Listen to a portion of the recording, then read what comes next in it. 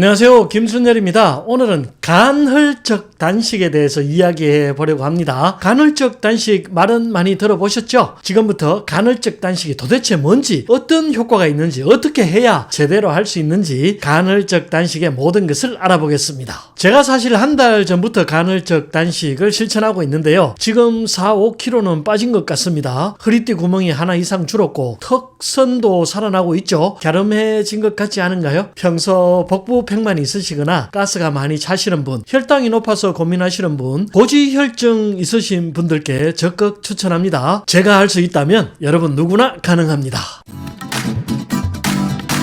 간헐적 단식은 일종의 디톡스라고 할 수 있는데요. 우리 몸에 쌓인 독소를 빼주는 과정입니다. 독소를 빼고 붓기만 빠져도 3kg는 금방 빠지죠. 단식이라는 것이 뭔가요? 일정 기간 동안 아무것도 먹지 않는 것이잖아요. 사실 단식이 요즘은 무슨 질병을 치료하는 도구처럼 보이기는 하지만 인간의 역사를 통해서 보면 지극히 정상적인 것입니다. 지금처럼 인간이 아침, 점심, 저녁을 꼬박꼬박 챙겨 먹었던 것은 몇천 년도 되지 않았죠. 수만 년, 수십만 년 동안 그렇지 못했습니다. 지금도 아프리카 세렝게티 초원을 가보면 아침, 점심, 저녁 배불리 먹는 동물이 별로 없습니다.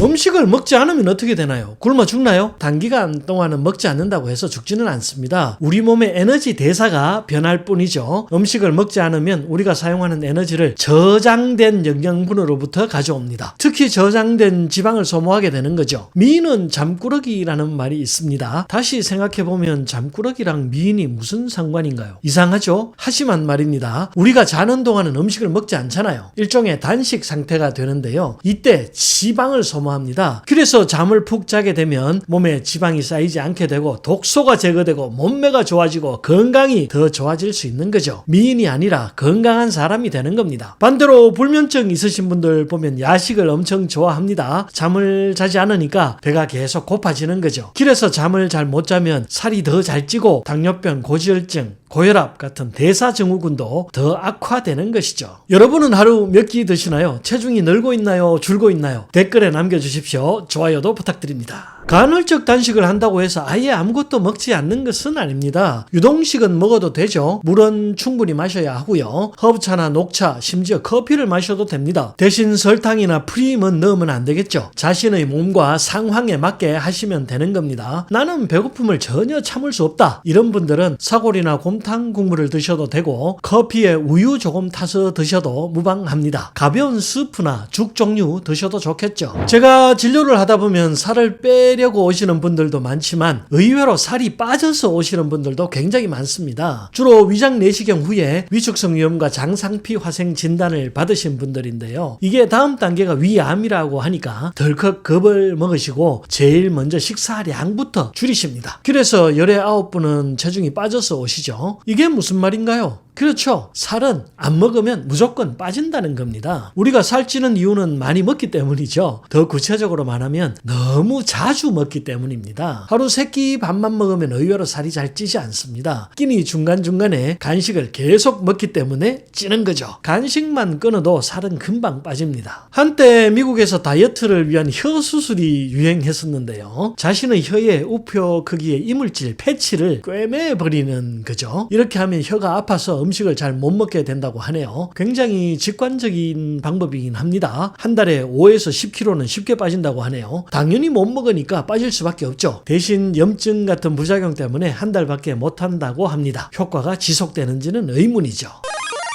간헐적 단식을 해야 하는 이유는 뭘까요? 첫 번째 이유는 건강한 식사 습관을 만들어주기 때문입니다. 20, 30년 전만 해도 규칙적인 식사를 엄청 강조했죠. 시간에 딱딱 맞춰서 아침, 점심, 저녁을 먹어야 건강해진다고 했습니다. 또 그 당시에는 그렇게 할 수밖에 없었습니다. 식사 외에 별다른 먹을 것이 없었죠. 그런데 말입니다. 요즘은 그렇지 않죠. 먹을 게 넘쳐납니다. 밥 먹고 나면 커피도 한 잔 마셔야 되고 또 과자나 빵 먹을 배는 남겨둬야 하잖아요. 집이나 식당에서만 먹는 것이 아니죠. 운전하면서도 먹고 영화 보면서도 먹고 게임하면서도 엄청 먹습니다. 이렇게 너무 자주 무엇을 먹다 보니까 우리 몸에 독이 쌓이는 거죠. 간헐적 단식을 한다는 것은 이런 무분별한 식사 습관을 규칙적으로 바꿔준다는 말이 됩니다. 하루 동안 언제 먹을지, 무엇을 먹을지, 얼마나 먹을지를 생각하고 먹게 해주는 거죠. 또 이런 습관이 몸에 배게 되면 더 건강해질 수 있는 것이고요. 뭐든 좀 일관성 있게 규칙적으로 장기적으로 해야 결과가 나오는 법입니다. 사실 간헐적 단식을 하다가 실패하는 가장 큰 이유는 배고픔을 참지 못해서인데요. 매 시간 쉬지 않고 먹던 사람에게 열 몇 시간 동안 굶으라고 하면 처음에는 진짜 고통스럽습니다. 그 배고픔, 당이 떨어지는 느낌, 불안감이 견딜 수 없다고 하죠. 하지만 말입니다. 우리 몸은 적응하는 기계잖아요. 뭐든 충분한 시간만 주면 적응을 하게 되어 있습니다. 처음 1, 2주가 어렵죠. 1, 2주 이상 습관만 들이면 배고픔이 오히려 사라집니다. 그냥 원래 그랬던 것처럼 말이죠. 배고픔을 잊는 가장 좋은 방법 알려드릴까요? 바빠지는 겁니다. 바쁘게 뭘 하다 보면 배고픔은 있게 마련이죠. 부지런하면 배고프지 않습니다. 가벼운 산책이나 운동도 좋고요. 근육이 움직이면 배고픔이 사라집니다. 간헐적 단식을 해야 하는 두 번째 이유는 식사량을 조절하는 가장 쉬운 방법이기 때문입니다. 우리가 하루에 먹어야 할 칼로리가 있죠. 성인 남자는 보통 2300kcal 정도고 여성은 1800kcal 정도 되는데요. 그런데 사실 이 필요 권장 칼로리라는 게 좀 부정확한 면이 있습니다. 내가 먹는 음식의 칼로리를 일일이 알 수도 없을 뿐만 아니라 사람에 따라 필요한 칼로리가 저마다 각각 다르기 때문이죠. 그래서 간헐적 단식이 좋은 건데요. 먹는 시간만 지키면 되고 골고루 먹기만 하면 되니까 말입니다.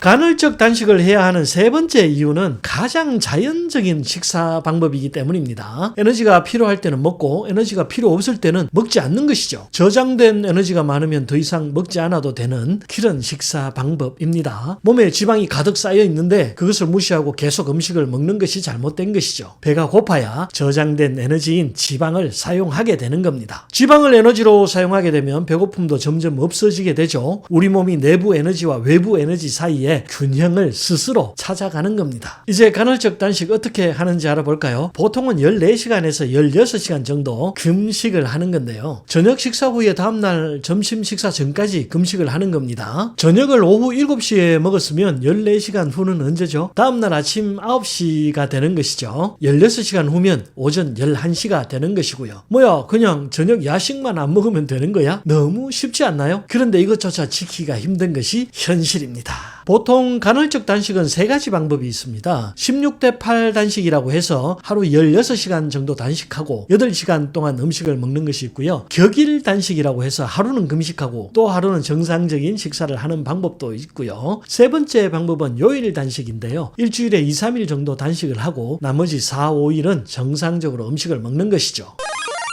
자신의 환경에 맞게 방법 정하시면 되는 것이고요. 대신 음식을 먹는 시간 동안 절제하는 것이 아주 중요합니다. 16시간이나 굶었으니까 나머지 8시간 동안 폭식하면 말짱 도루묵이 된다는 점 잊지 마셔야 합니다. 식사 가능한 시간 동안에도 정상적 식사 한 끼만 하시고 과자나 빵, 음료수 같은 밀가루 음식이나 설탕이 든 음식은 절대 피하셔야 하죠. 가급적이면 육식보다는 채식 위주로 하시는 것이 좋고요. 간헐적 단식 도중에 하지 말아야 할 것도 있는데요. SNS나 TV 시청을 줄이시는 것이 좋습니다. 너무나 많은 먹을 것들이 나오죠. 우리의 뇌는 음식에 반응을 하거든요. 남이 먹는 것을 보거나 음식 이미지만 봐도 식욕이 끌어오르게 됩니다. SNS, TV 시청 피하셔야 합니다. 또 회식 자리도 피하셔야 하겠죠? 푸드코트 같은 곳은 절대 가지 마시고요. 냄새만 맡아도 식욕이 올라오기 때문입니다. 간헐적 단식을 하면 초기에 두통이나 어지럼증이 잘 생길 수 있습니다. 일시적으로 영양이 부족해지기 때문인데요. 약간의 소금 섭취 해주시면 좋고요. 또 변비도 잘 생기죠. 섬유질 많은 음식 충분히 복용하셔야 합니다. 또 탈수가 올 수도 있기 때문에 물도 충분히 드시면 좋겠습니다. 어떠세요? 한번 해보실 마음 있으신가요? 딱 한 달만 해보십시오. 체중이 빠지는 것은 물론 각종 성인병 지표들이 모두 좋아지실 겁니다. 특히 가스 많이 차시는 분들, 복부팩만 있으신 분들, 소화장애나 과민성 대장증후군 있으신 분들, 당뇨병, 고혈압, 고지혈증 같은 대사증후군 가지신 분들에게 특히 좋습니다. 스트레스로 우울증이나 불안증 있으신 분들도 도움이 되죠. 마음이 안정됩니다. 잠이 더 잘 온다고 하시는 분들도 계시더군요. 간헐적 단식으로 더 건강한 몸 만드시고 더 건강하게 오래오래 사시기를 기원드립니다. 감사합니다. 아직 구독하지 않으신 분들은 구독 버튼 눌러주십시오. 더 좋은 내용으로 다시 찾아뵙겠습니다.